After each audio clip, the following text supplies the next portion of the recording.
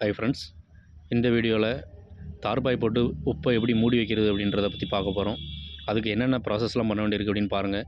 உப்பை ஃபஸ்ட்டு சுற்றி தோண்ட வேண்டியிருக்கு. ஒரு அடி ஆழத்துக்கு தோண்டுறாங்க. எதுக்கு அப்படின்னா அந்த தார்பாயை மடித்து உள்ளே வைப்பாங்க. உள்ளே வச்சா தான் நமக்கு மழை தண்ணி எதுவுமே உள்ளே போகாமல் இருக்கும் மழை பெய்யும்போது. இதை பாருங்கள், இந்த மாதிரி ஒரு அடி ஆழத்துக்கு அந்த உப்பை சுற்றி தோண்டி எடுத்துருவாங்க. அந்த மண்ணை பொறுத்து வெளியில் எடுத்துருவாங்க. வெளியில் எடுத்துகிட்டு என்ன பண்ணுறாங்க அப்படின்னா தார்பாயை எப்படி மேலே இழுக்கிறாங்க அப்படின்றத பாருங்கள். இந்த மாதிரி ஒரு 2-3 பேர் சேர்ந்து அந்த பாயை வந்து உப்புக்கு மேலோடி இழுத்துருவாங்க.